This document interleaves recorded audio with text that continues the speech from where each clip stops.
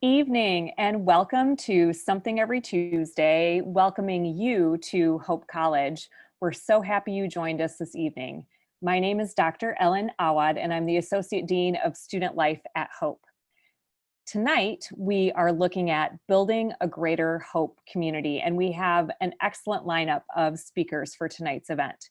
But before we get to the panel, I just want to remind any students on this webinar to check your Hope College email. As a college student, you need to be checking it regularly, and as move-in approaches us very quickly now, you need to check your email to make sure that you're attending to all that needs to be tended to. So you should have an email today from Campus Health in your inbox.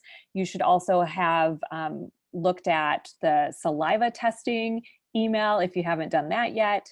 Make sure you get on that.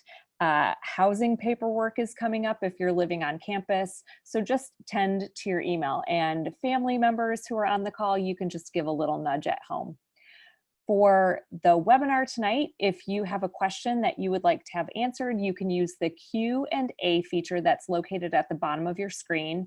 Pop in your question whenever you have it, and someone will hopefully be able to answer it for you or find the right people for you at Hope. With that, I would like to introduce our panel tonight. With us, we have President Matt Scogan, who is the 14th president at Hope College. We have Vanessa Green, who is our Associate Dean of Students and Director of the Center for Diversity and Inclusion. We have two seniors. We have Sylvia Rodriguez and Taylor Calloway, and they are joining us as well. So we're so pleased that they're all here, and we're going to begin tonight with President Scogan talking to us about our community. Matt, over to you. Thanks, Dr. Ellen.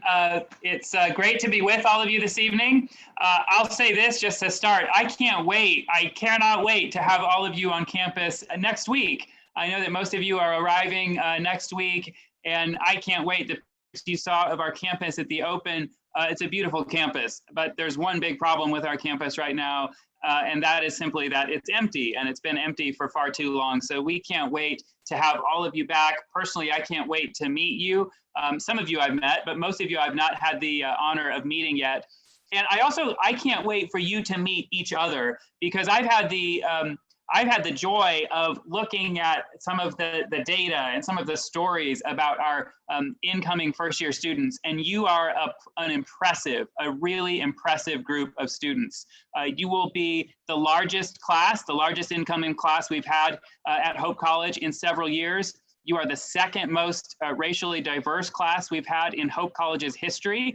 We've been around for 154 years, and you're the second most racially diverse class we've had in those 154 years. You're a very geographically diverse class, coming from all over the country and all over the world, and you're just impressive. You're impressive, and we have been working very hard all summer long on our plans to have a safe and productive in-person learning environment. And one of the reasons we've been so committed to having a safe and productive in-person environment is we know that you all have a lot to contribute, because you are an impressive group of people. And so I just can't wait. I can't wait to meet all of you and to have you here. I want to talk briefly about two quick things before turning it over to some of the other speakers tonight. I want to talk first and foremost about being a people of hope and what that means. And then I want to use that as a lens to specifically look at the issue of racial diversity and racial justice and racial reconciliation. And so I'll just talk for 5 minutes or so on those two topics, and then you'll get the chance to hear from Vanessa Green, and then from two of our really impressive current students.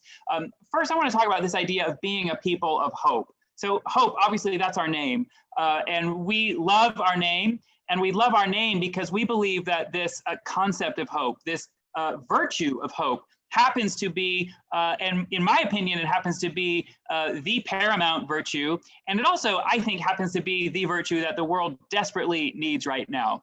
And so we are a people of hope. Inherently, that's who we are. But to really understand what that means, you have to spend a minute thinking through the word hope, because the word hope in our culture today, it either gets sort of lost in platitudes, or it gets diluted by the way that most people throw around the word hope. Most people use the word hope as basically a weak desire or a wish. So I hope the weather is good tomorrow.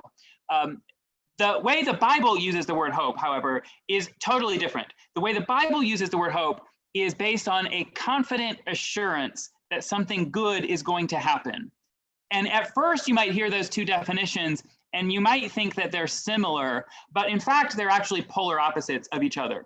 Because the defining characteristic of the way that the world uses the word hope is uncertainty. I don't know what the weather is going to be tomorrow, but I hope that the weather is good. It's based on uncertainty. That's the defining characteristic of the way that the world uses the word hope. And the defining characteristic of the way that the Bible uses the word hope is certainty. It's confidence. It's this confident expectation that something good is going to happen. It's this built-in belief that we know the future is going to be better than the present because God promises us that the future is going to be better than the present. And that's our hope. It's a confident assurance that something good is going to happen. And we, as people of hope, we look at the world and we look at the world today, and there's one thing that just seems to permeate everything right now, which is a sense of hopelessness. And whether we're talking about the COVID virus, or we're talking about the racial justice climate, or we're talking about the political environment, or whatever, there's this sense of hopelessness that permeates our world today.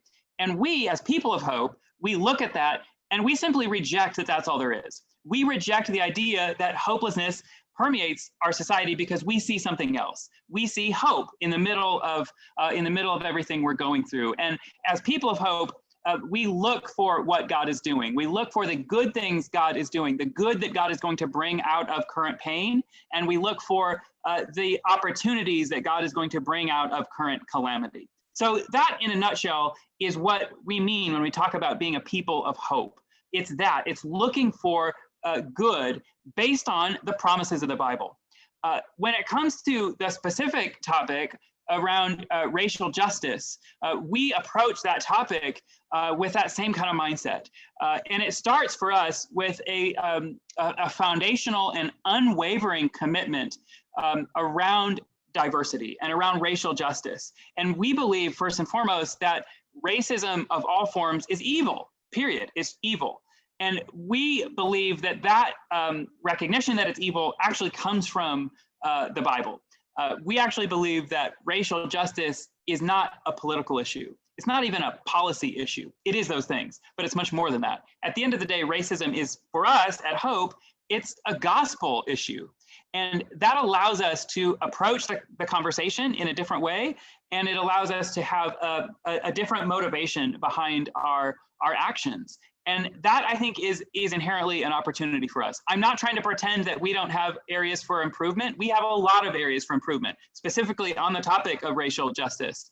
And we are getting better, but we have a long way to go. But what we do is we approach this from that mindset, from the mindset of this is a gospel issue. To be clear, there's a myriad of research now that shows that a racially diverse learning environment is a better learning environment, it's a richer learning environment, and it's a more productive learning environment. So there's a lot of sort of earthly reasons to go after this, and we believe in those reasons. But as I said, at root, at heart, we believe there's more to it than that. And we believe that we can approach this from a more foundational level, which is that we believe this is important to God. And it is important to God. When you read the Bible, the story arc of racial reconciliation is one of the main story arcs of the Bible, from Genesis to Revelation. And what you see in Genesis, and it first pops up in Genesis 11, which is a story called the Tower of Babel. And in the Tower of Babel, you have people scattered by nation, by tribe, by language because of sin. And that's where racial segregation and racial tension starts. And then you have, at the end of the Bible, you have all nations, all tribes, all languages gathered back together around the throne of Christ.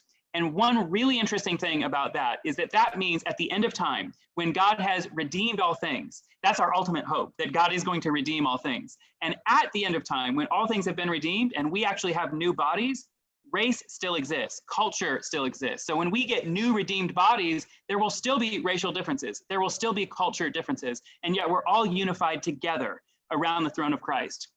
And our ambition, our aspiration is to make hope as best we possibly can look more and more like that, where we have this beautiful mosaic of racial diversity gathered together in unity around some big core convictions. And that's what we're going after. And we believe that with that kind of mindset, we can approach these issues and these conversations with, first of all, a more open mindset and a more honest mindset, looking at ourselves and our institution in the mirror and recognizing that there's a lot of opportunity for us to get better, but also with a deeper kind of hope, with a deeper sense of we can actually move the needle, we can actually get better, we can actually make progress here.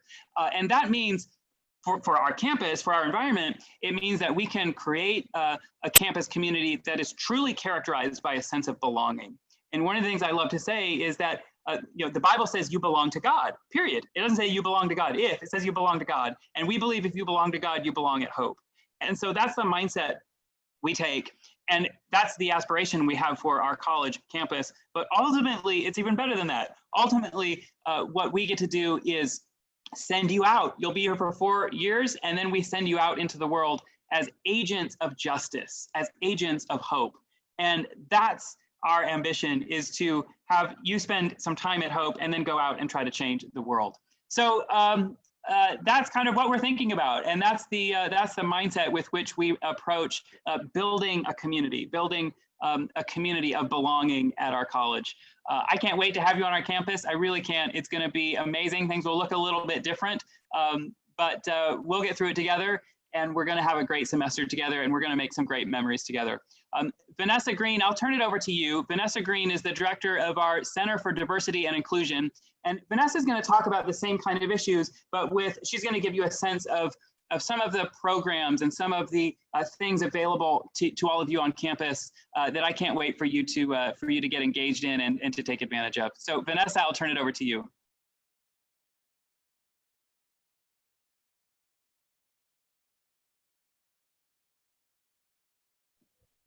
Sorry about that. I thought that I was unmuted, but I am now. So I just want to just echo President Scogan's welcome to you all in our anticipation of this moment we've been waiting for so long for you to arrive at Hope College. And although you are arriving under different circumstances due to COVID, we have been working very hard around campus to make sure that this experience is as good for you as possible under the circumstances. And so this opportunity to be here tonight with you to just share more about some of the programs and opportunities through the Center for Diversity, Equity, and Inclusion here at Hope College. And I've been at Hope for about 16 years. I have a daughter who graduated in 2010, and my life has been tremendously fulfilled by having the opportunity of working with students from like so many different backgrounds and experiences, walks of life, and just all of the different experiences and perspectives that they bring to campus. And one of the things that I love to share and just kind of like to share some of the myths that we have about the Center for Diversity and Inclusion. Often students think that it is just about race or it is only for students of color, but we function from a very inclusive, Christ-centered context. And so diversity and inclusion encompasses all students. And so the very word of inclusion is opposite from exclusion. And so every student who comes to Hope College are part of the Center for Diversity and Inclusion. And so we invite and encourage and welcome all students to come and be involved in what we have to offer through the center. And we actually operate under a framework called CLASS, and CLASS stands for cultural development, leadership development, advocacy, spiritual enrichment, and student success and support. And I'd like to start initially with cultural development, cultural competence. And through cultural competence, we bring in like high-level speakers to campus. There are about 6 a year that we bring in to really help the center prepare just additional ways of educating the campus community on different areas of diversity. And diversity encompasses every area, including race, disability, women and gender, sexual orientation, religion, and classism. Our speakers cover a breadth of knowledge, and they are highly vetted. And so they're not just any speakers, but they're speakers who have like extensive expertise in the field of diversity, equity, and inclusion. And so we'll walk away in awe at the kinds of things that they bring to the campus. We also have a diversity institute. And the Diversity Institute is actually, now it is being partnered with a national organization called the Education Design Lab, where students can go through the Institute, and there's a 5-module component to the Institute. And because of COVID, we actually were able to offer the Institute online this summer. And so students are able to get certification through going through this diversity training. And once students go through the training, they can also be developed into becoming trainers. And so we have a train the trainer track. In fact, one of the students on the call tonight is one of the trainers for the Diversity Institute. But it is a highly volunteer program, and it is highly sought after by students. And so there's no requirement, but students who are interested in broadening their knowledge and experience of diversity can participate in the Institute and get certified. And for that, and we also have like various different workshops and just small group gatherings, so that students from all walks of life and backgrounds can come together and connect and build relationships. And every student who's coming to campus, one of the things that they're looking for first and foremost is to be able to connect with other students and build relationships. And so we try to provide those opportunities for students. And the L is leadership, and leadership starts with a high focus on the academic part. Students are here because they want to get an education and they want to be able to thrive. And one of the things that I tell students is that from the moment that you come to campus, come already with a mindset that you are preparing for that position, that career that you are, that you've been dreaming for long before you got here. And so to approach your classroom as you're going to your job after you graduate. So from day one, to approach that classroom with the spirit of excellence, where your focus is so strongly on learning and academic and giving your absolute best. And so the way that you walk into that classroom, the way that you engage with your peers, the way that you engage with your professors, all of that matters, and it helps to begin that process of preparing those professional leadership and development skills that students need once they graduate. And we focus highly on leaderships. And so most people know that students across campus in every department have opportunities to be student workers, project managers, and leaders in the office. And so we put a lot of emphasis on empowering our students to develop those leadership skills and to become leaders on campus and throughout their communities. And so one of the missions that I have is when students come to campus, the framework that I have is that you should not leave campus as you came. So parents, you should not even recognize your students from when you drop them off and then 4 years later when they graduate. So just to pour and empower them as leaders should definitely show and shine by the time they leave and return home and for their careers. And then advocacy is another part where we do a lot of like assessments, and President Scogan was talking about sharing how we're working diligently on building a climate of inclusion, a climate that honors God, a climate that edifies God. And so that advocacy and monitoring that climate is something that is very important for the Center for Diversity and Inclusion, so that we can intervene and provide the kind of support that's needed. Based on the results that we find from the climate. And also the climate helps us to do what we call like a SWOT, like a constant SWOT assessment. And a SWOT is basically looking at the strengths of diversity, the weaknesses, areas that we continue to need to improve in, and then opportunities for growth, and then what are the threats that if we don't address the different issues that may be presented through the surveys and the assessments and the focus groups that we may have with students. And then the other in class is the spiritual enrichment. And hope is founded on Christian principles, and so we're led by our belief in God, and that and His love for every human being, and the fact that He created us all in His likeness and His image. And so we don't want students to lose that when they get to campus. And so everything that we do is rooted in that foundation, that spiritual foundation. And then the other S is is student success and student support. And when I interviewed, and I've been here for 16 years, and when I interviewed, one of the things that attracted me most about Hope, and I'd worked in other institutions, but the thing that attracted me most about Hope was that I found Hope to be extremely student-centered.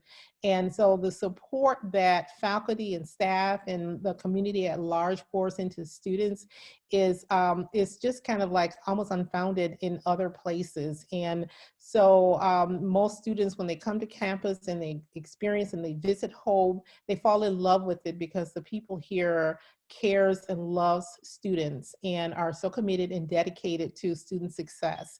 And so that support piece is fundamental and is foundational to the reputation that Hope has of providing the service and living into its mission of providing students for lives of leadership and service in a global society. And I will stop there and just close with the fact that President Scogin always talked about sense of belonging. And and when students are arriving, particularly their first year, they are looking and they have anxiety about, like, where do they fit in? Will they belong? Will they be accepted? And so we focus a lot on building a community where students feel loved and valued and appreciated, and that they have a sense of belonging on campus. And we cultivate that through student organizations. And so there are just a myriad of organizations on campus. In terms of diversity, we have several organizations, the Black Student Union, the Asian Student Union, the Latina Student Union, there's a Pan-African Society, and there's Women of Color United and Men Enrichment Network. And so there are like lots of organizations around diversity, and none of them, even though they may be Black Student Union, they're not just for Black students. They are to build awareness and relationships with students from those backgrounds. And so we just invite you to come in and to get involved, to not be a stranger to the Center for Diversity and Inclusion. And we will be here and cannot wait to get to know you, to meet you, and to be part of your journey of success throughout your experience here at Hope College. So with that, I will turn it back over to Ellen Awad. I'm sorry, Dr. Ellen. Thanks, Vanessa. It's my pleasure next to introduce our two students once again. We have Sylvia Rodriguez and Taylor Calloway. Both are seniors, and they're both highly involved students on campus and have really made a difference during their time at Hope and have so much more to do this year. So with that, I'm going to invite Sylvia on, and Sylvia is going to talk about community at Hope. Thanks, Sylvia. Hi, I'm Sylvia. As mentioned earlier, I'll be a senior. And so for me, living in community, as Vanessa Green had said earlier, it really is student-based and student-oriented, student-centered. For you all, there's so many reasons to be nervous right now. And what's the amazing thing about Hope is that the Hope community is here and they're gonna do their best for you, regardless of your situation and where you come from. For me, home is over 1,000 miles away, and my first year was filled with so many people and opportunities that any anxieties that I had felt were less prominent than the amazing memories I had made. Living in community then, does mean finding that sense of belonging, finding your people, knowing where you are and who you come in as. As Vanessa Green mentioned earlier, there are plenty of student groups and MSOs. There's also the new PRISM group for queer students and their allies. There's amazing opportunities. I was a Phelps Scholar Program participant my first year, and those connections with faculty and the RAs and RDs are still strong today. In addition to that, you can find yourself having so many late night conversations no matter where your community is, with the Phelps Scholars Program or Dijkstra, Van Vleck. There are plenty of places to find yourself on campus. And as President Scogan said earlier, it will look different, but everyone is still here and ready to accept you and help you find your way. With those late night conversations, especially during this time, you can find yourself having really meaningful and really difficult conversations as well. And something that I've recently learned to carry with me is the ability to like respect and take care of yourself. You are a student, and before that, you're a human being, and difficult and meaningful conversations can be really enriching and really fulfilling. And at times they can also feel really exposing and really vulnerable. And so in those conversations, I think should you find yourself feeling exposed or empty, definitely take that minute to like establish yourself and be like, I need to set some boundaries. I need to take some space from this conversation, reach out to an RD or an RA or a leader in a student organization. And Taylor is gonna do an amazing job talking about those. And so I can't imagine what kind of nerves you all are facing right now with everything going on, but believe that there are plenty of people here who are ready to do what they can and do their best. So I think Taylor's gonna take it over from here. Thanks. Thank you, Sylvia, and hello, everyone. I just want to start off with everyone just take a deep breath, because I'm sure anxiety is high right now. Like everyone mentioned before, you're really walking into, a lot of what ifs, and we, like President Scogan said, it's a time of almost, you could feel hopeless if you allow yourself to feel hopeless. I'm a senior, and I'm still nervous every time I step on campus. But it's all about how you make it. And so if you listen to nothing else that I say, know that the biggest thing about college is it's your experience, and it's what you make of that experience. It is how you walk into it. It is how you process. You are going to change in unsurmountable ways. You are going to be a completely different person after your 4 years are done at Hope College. You are going to change in ways that you'll later look at and be, I never thought I was going to be like, I never thought I would do that. I never thought, this is where I would end up. Know that you are stepping into an amazing journey, a journey that not everyone is allowed or capable of getting. So I think the first thing is just feel so blessed and so excited, and allow yourself to feel happy about your opportunity to go to college, and allow yourself to see these next 4 years as a lifetime of memories and opportunities. And I think that's the most important thing. So it's really about what you make of your experience. So one thing for me is I was always very safe in my social circles, in high school specifically. I went to the same high school for middle school and high school. So for that reason, my friend group was the same kind of all throughout those 6 years at that one place. And so college is my first time stepping into the actual unknown when it comes to being, a person that steps out and makes their own friends. And most people would say I'm outgoing. I think that's maybe, yeah, I would say most people would say I'm pretty outgoing. And so I stepped on campus my, first day, and I was super excited, and my parents were just excited to see me, so excited. And then you get the opportunity to meet all of the different opportunities for all of the different clubs and all of the different organizations that are on Hope's campus. Don't be like me and sign up for every organization that you have the slightest interest of. I signed up for Fly Fishing Club, and the only reason why I signed up for it is because I went fishing once with my dad before I came to college, and I went to one meeting, was scared, and never came back because I had no clue what they were talking about. I was like, this is not what I learned. So don't do that. Don't sign up for everything, and don't allow yourself to get overwhelmed. For me, I found my community in CDI. Like Professor Green said, I am one of the facilitators for the Diversity Institute over the summer, and I do the traditional 5-week program that we'll typically have for Diversity Institute. But now, because of COVID, you know, we no longer can be in person, face-to-face in these big collaborative groups, but that does not take away from the impact of it. So one thing I'm definitely stressing is be curious, curiosity. In the Diversity Institute Intercultural Fluency Badge that we've been offering this summer, one of the biggest things was about curiosity, having curiosity. It's so important to be curious, to be open, and to allow yourself to walk into opportunities, being uncomfortable, but learning. The only way that you know you are growing is when you are uncomfortable.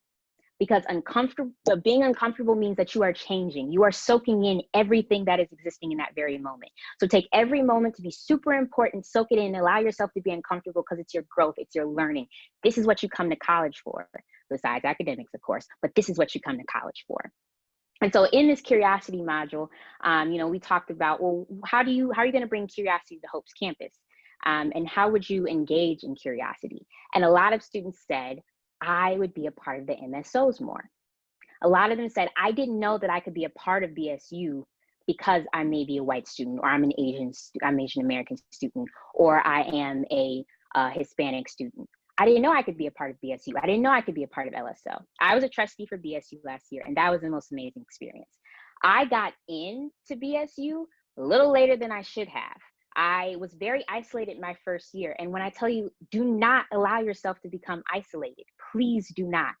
Be in community. One thing that I've learned, and one thing that I truly believe, is that God wants us in community and the enemy wants us isolated. So open yourselves up in this experience. CDI has given me my passion, diversity. You're going to find your own passion on campus outside of your major. Allow yourself to be passionate about anything you want. CDI has given me my passion to be an educator. I'm an electrical engineering major, and I love teaching diversity. Those things you might not understand or see how they connect, but for me, they make Taylor. So allow yourself to get on campus, enjoy your major, make friends outside of your major, and make friends within. A lot of the people that I'm friends with, I would have never met if I stayed in just the engineering building and never ventured out. Vanessa Green has become a mentor, an amazing woman I look up to, and I thank her every day for giving me the opportunities that she has. If you don't reach out, you'll never really understand why Hope is such an amazing college. And even though I know we will meet a lot of people behind a mask, do not stop that from helping you build community. The most important thing is once again, college is what you make of it. It's your experience.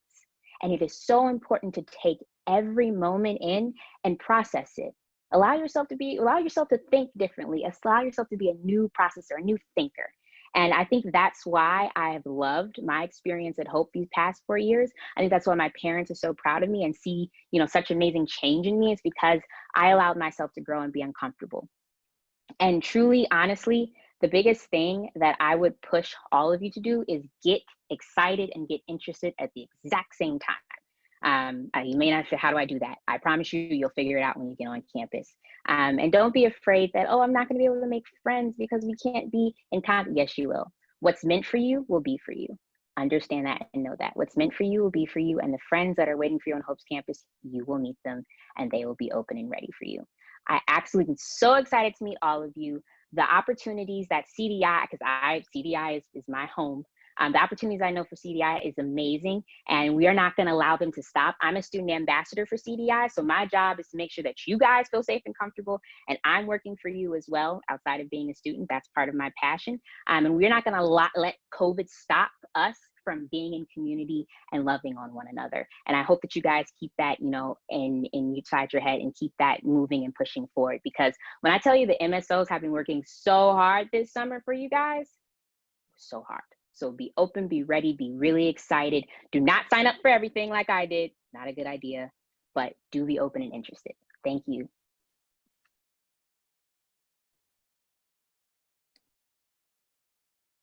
Wow. I just feel that after hearing both Taylor and Sylvia speak, that I have the confident assurance that something good is going to happen. And that's what hope is, right? They are proof here tonight. And we just thank you for joining us. We thank our panelists, President Scogan, Vanessa Green, Sylvia Rodriguez, and Taylor Calloway for joining us tonight and honestly inspiring me in the work that I do. I do want to plug, we have one more event before move-in starts next week. On this week, Thursday at 7 p.m., we have last minute introductions and Q&A for all families and new students. And you will get to meet our Dean of Students, Richard Frost, the President of Student Congress, Luke Rufinak, and the orientation directors. And they will give you lots of good information to prepare you for moving onto campus. But again, thank you for joining us. To the panelists, to the participants, we're so glad you're here and we're so glad you've chosen Hope. Thank you so much. Have a great night.